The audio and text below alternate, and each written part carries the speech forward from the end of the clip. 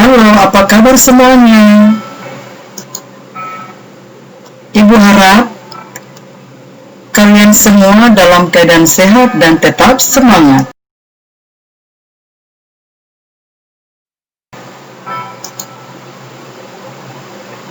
Ibu harap kalian semua tetap semangat belajarnya ya. Kita berjumpa lagi belajar di semester ini.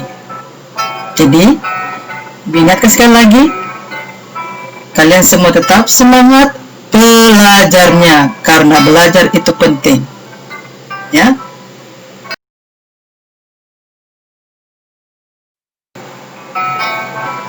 Kita akan masuk kepada pembelajaran dan materi kita, yaitu berjudul Hidup Beriman. Sebelum kita masuk kepada pembahasan materi, kita berdoa dulu. Kita berdoa.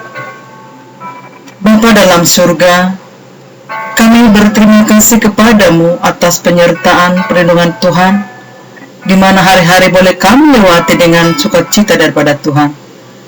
Terima kasih Tuhan, kami akan belajar. Berkati kami semua dimanapun kami berada.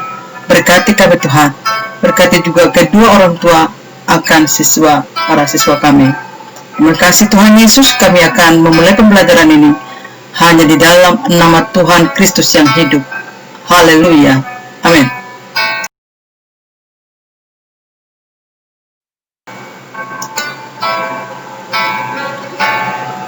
Sebelum kita masuk juga dalam materi pembelajaran, Ibu akan menyampaikan bahwa tujuan pembelajaran ini ada beberapa kriteria yang Anda perlu pahami. Nah, berdasarkan model pembelajaran Discovery Learning, maka siswa diharapkan: 1. Siswa mampu memahami tentang iman. Kedua, siswa mampu menunjukkan sikap hidup beriman.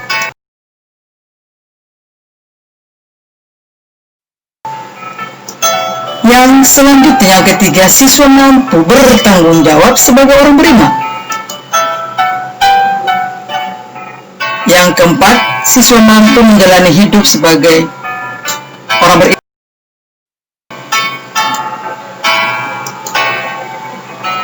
Lima, siswa mampu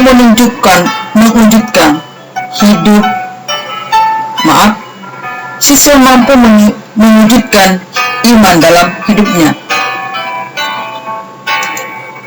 Yang keenam, siswa mampu mensyukuri sebagai orang beriman.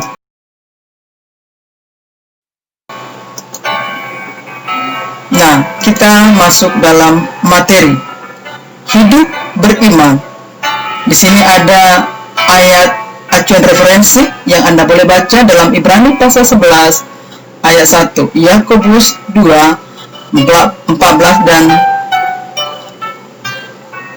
17, dan juga 2 Timotius 4 ayat 7. Nah, apa itu iman? Iman adalah dalam perjanjian lama berarti berpegang teguh.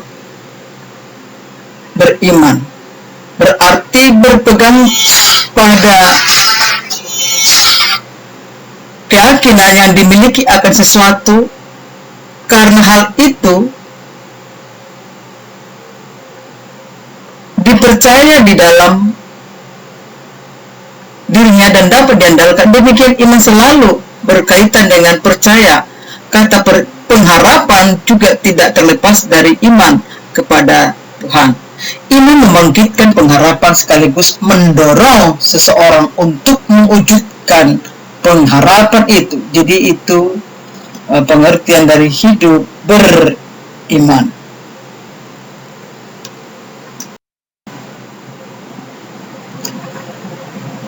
Nah, mengapa kita harus beriman? Atau mengapa kita harus memiliki iman?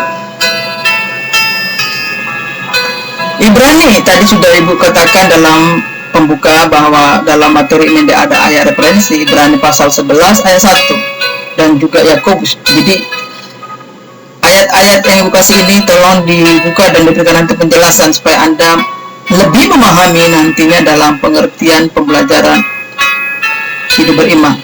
Ya, ada 3 ayat sini. Nah, alasan mengapa kita harus memiliki iman. Yang pertama ini, kita harus percaya kepada Tuhan Yesus Kristus. Itu alasannya mengapa kita harus memiliki iman. Ya, kita harus punya pengharapan kepada Tuhan Yesus.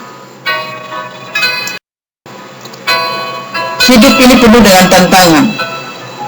Jadi dengan hidup ini penuh tantangan, tidak ada kekuatan, tidak ada yang kita bisa andalkan dalam hidup ini.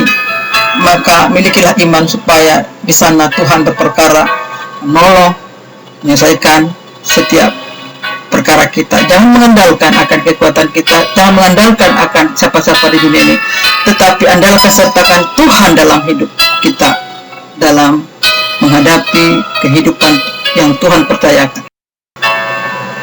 Nah, di sini ada lembar kerja siswa yang harus dikerjakan.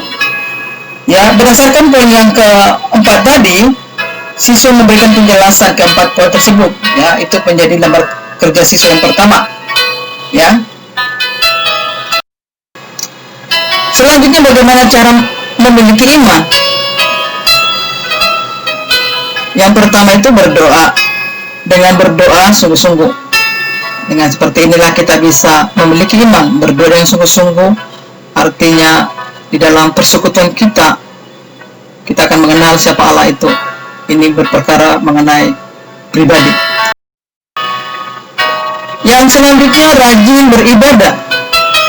Dalam rajin beribadah, Anda akan semakin dibawa dalam pengertian tentang siapa Allah itu dalam hidup dan mengapa kita harus percaya kepada Dia. Jadi ketika Anda rajin beribadah, baik homesel apapun itu yang namanya ibadah, di sanalah tumbuh akan iman kita. Nah, dampak dari tidak memiliki iman. Yang pertama, tidak percaya akan Tuhan, mudah terpengaruh hal yang negatif, tidak memiliki keselamatan. Jadi dampak dari tidak memiliki ya ini, dia tidak akan percaya kepada adanya Tuhan. Artinya dia akan mengandalkan akan keilmuannya, akan kecerdasannya, ya, mudah terpengaruh hal negatif, tidak berpikir panjang, ya, segala sesuatunya harus dilakukan dengan kekuatannya, dan tidak sedikit orang akan mengandalkan akan kekuatannya. Dan yang terakhir adalah tidak memiliki keselamatan. Bagaimana kita memiliki keselamatan kalau tidak ada keyakinan kita percaya kepada siapa? Tentu tidak ada memiliki keselamatan. Itulah dampak dari tidak memiliki iman. Yaitu mencari buku tokoh orang, ya, tokoh orang beriman tentunya dalam Alkitab baik PL dan PB, sertakan ayat referensinya. Yang kedua, membuat cerita pengalaman tentang hal hidup beriman. Yang ketiga, memiliki komitmen tentang hidup beriman. Itu untuk penugasannya.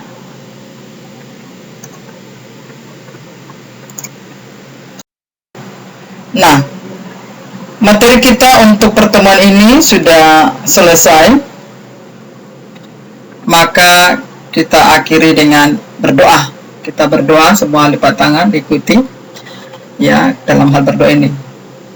Tuhan Yesus, kami bersyukur kepadamu oleh karena rahmat-Mu kami sudah boleh mengikuti pembelajaran ini.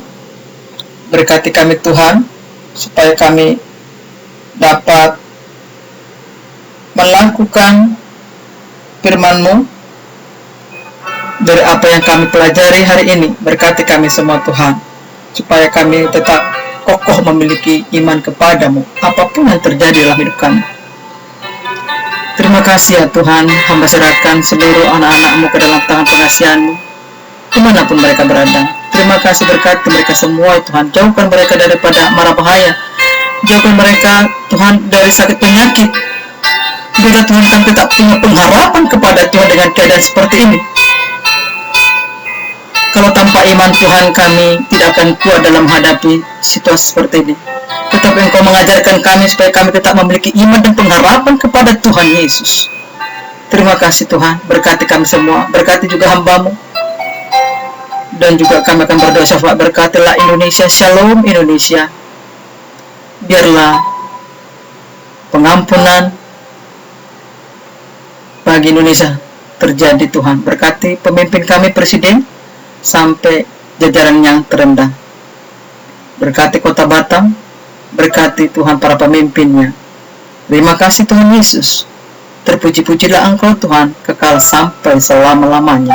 Di dalam dan demi nama Tuhan yang hidup, kami mengucap syukur dan berdoa kepada-Mu Tuhan. Amin. Materi pembelajaran selesai. Terima kasih.